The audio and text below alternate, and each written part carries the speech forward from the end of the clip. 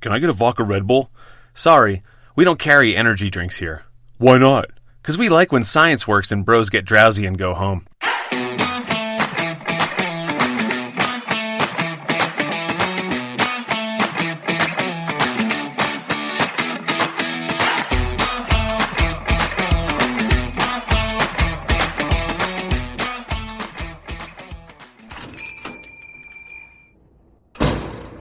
What can I get you? Drunk?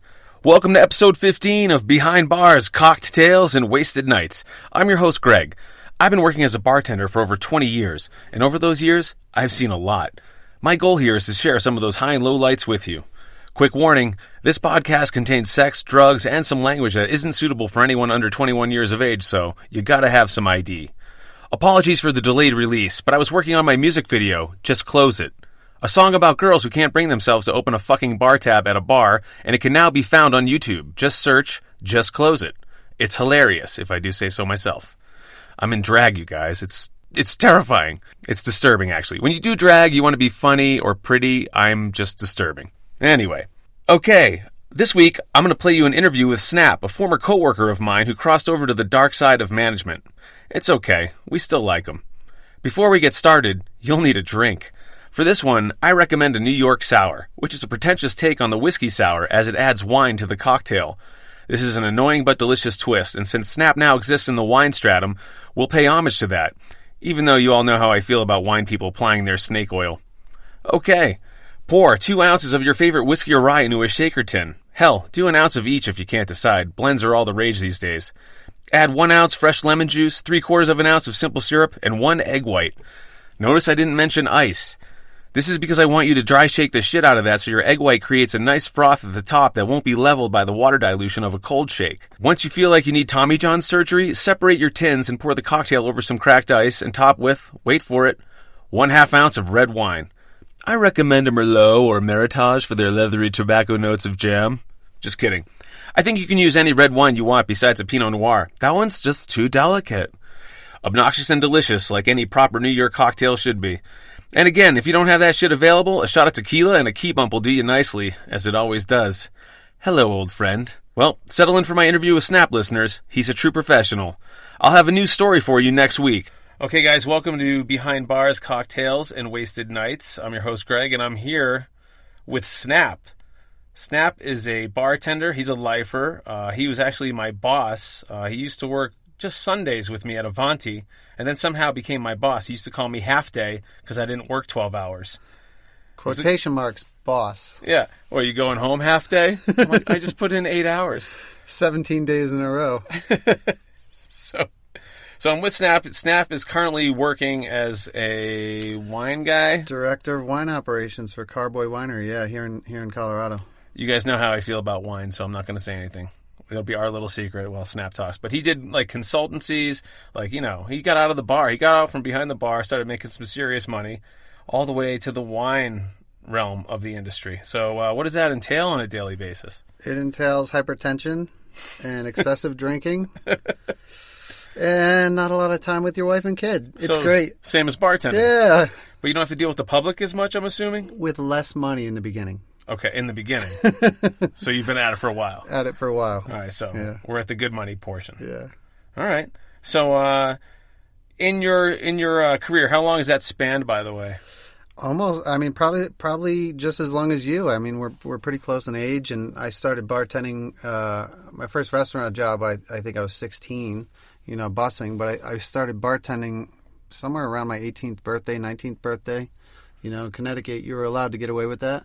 Well, I was like a busboy in like 97 and became a bartender in 98. Yeah. I mean, really quick short story of how I became a bartender.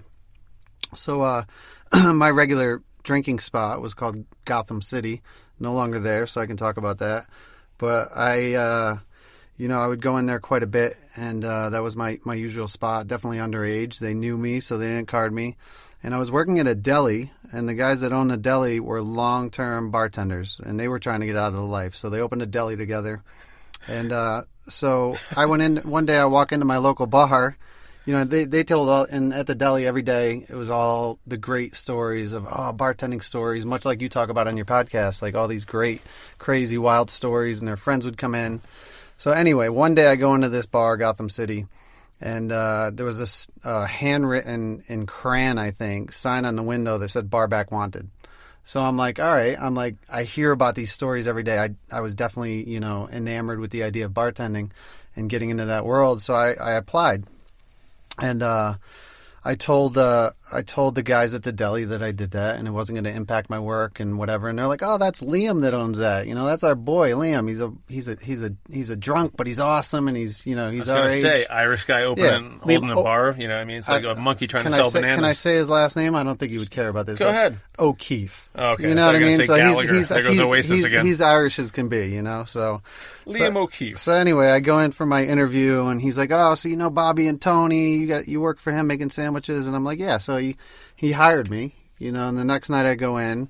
My mom wrote me a note saying she was disappointed in me for working in a bar. So I was dealing with that. Oh, I thought this was like a letter of recommendation. No, she was so mad. She was so heartbroken. And eventually she came around and actually came in and sat at that bar and had a Guinness. But anyway, so Liam rips the sign off the wall. He's like, "All right, we got our bar back." And he was, he was probably 23, 24, somewhere in his mid-20s, and I was only 18. So he's an older dude, doing it. But he rips the sign off the wall, and I come in the next night, and the first thing that he has me do is go into the kitchen. They didn't have a full restaurant license, so they could do private parties, and they had a kitchen, but they didn't cook every night. So he's like, "I need you to go in there and clean up all the dishes that are in the 3-bay sink." Fuck whatever. that. So this was probably in July, and the dishes that were in that sink were from St. Patrick's Day. Oh my God, dude. Fuck that. So, Fuck that with the capital F. Well, Can I just tell you my first job as a bar back? Yeah. I would walk in, I'd be sent into the kitchen too, but it was to buy cocaine for the bartenders off the chef. All right, you had to clean dishes. Yeah, well, it was brutal. I mean, they had been in there for months. So I come back the next night, and his jaw dropped. He's like, "I can't believe you came back." He's like, it was gross. It was mold. It was gnarly. This is some Mr. Miyagi shit he's pulling on you. So the next night, we have a small college in town, and it was like penny draft or nickel draft night. At that time, you could get, it was back in this was probably mid-90s, I graduated high school in 95, so it was probably like 97, 98.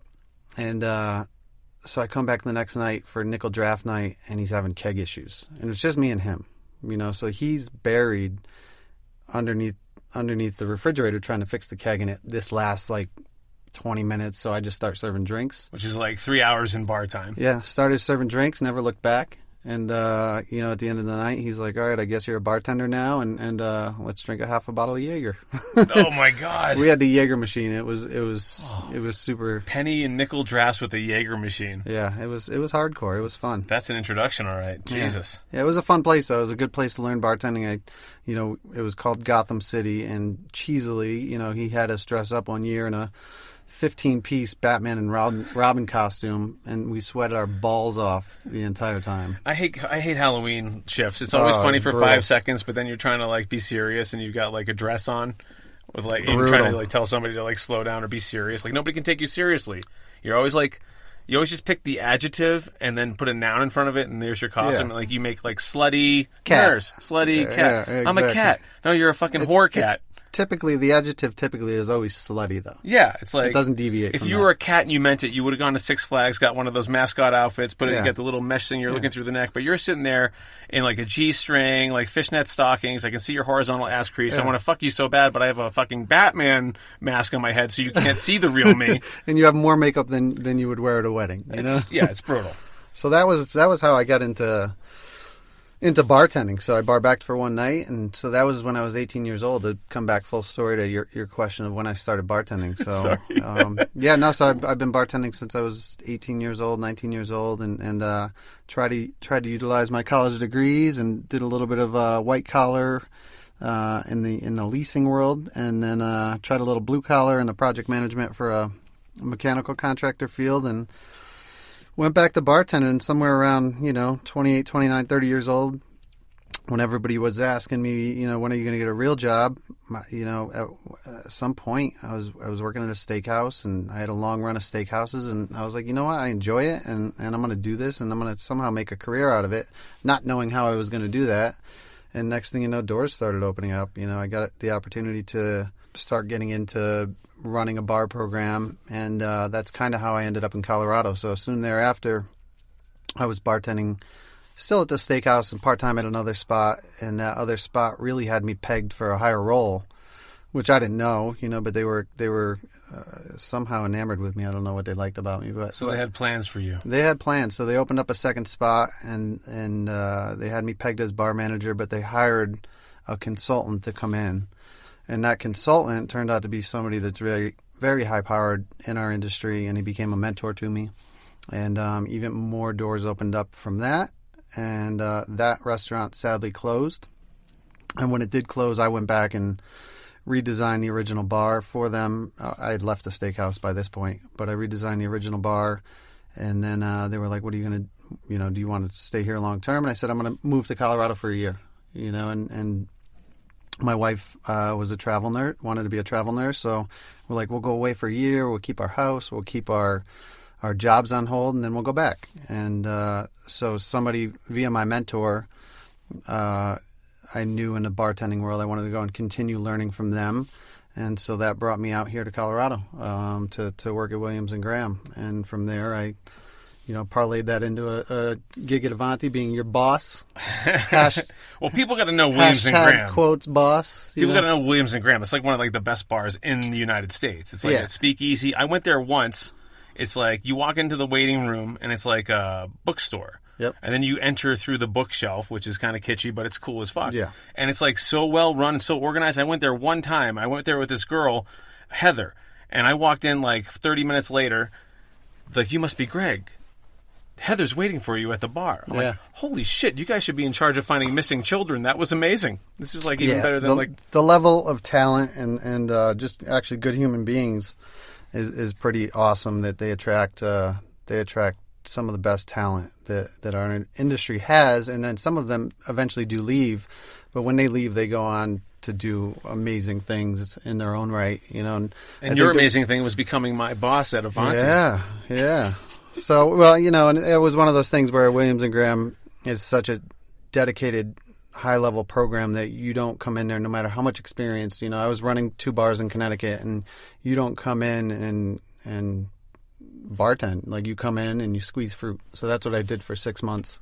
Wow. Squeezing fruit and making juices and stuff like that. And then there were no bar spots, so I worked my way up to bar back and then server, and then was on the opening bar team at Occidental, which we've shared plenty of drinks at. And then it got to the point where, I was next in line at Williams and Graham, and the opportunity to be your boss came up, and I could not pass that up. I was like, Greg Studley is a bartender here. I was like, I'm in. You don't have to pay me. I will do this for free. Oh, I'll just watch him be drunk and do blow and make people laugh. Oh, man. But we had some great times at Avanti. I loved it. Times. And I spent, 3.5 years there, 3 years, 3+. And then it was time to move on. And like you said, I did a little bit of consulting and then was really looking for the right fit and ended up getting a job. That was a little bit more wine focused, which is where my interest, I'm interested in everything beverage. Me, like I'll do a blind water tasting with you right now. You're genuinely into it. Genuinely into it. I live and breathe beverage. So in your career, I know you're interested in everything beverage. I'm interested in everything ridiculous or interesting or funny. And in your time, you must have seen some shit go down. Yeah. Even all these nice places that you worked, even though you've worked at really nice places. I have. Well, you know what? I mean, one thing comes to mind, and it kind of ties together all of these elements that we've talked about, and when I first started bartending and I was at Gotham City, it was also around that time that it was my first time on a plane. And so of all places, I would never think that I would ever move there in a million years. My first time on a plane was Colorado. So I didn't know. And this was back in the late 90s. My family, they're not travelers, so I was on my own, and they called me, I get on the plane and, I'm on, I think it was American Airlines at the time.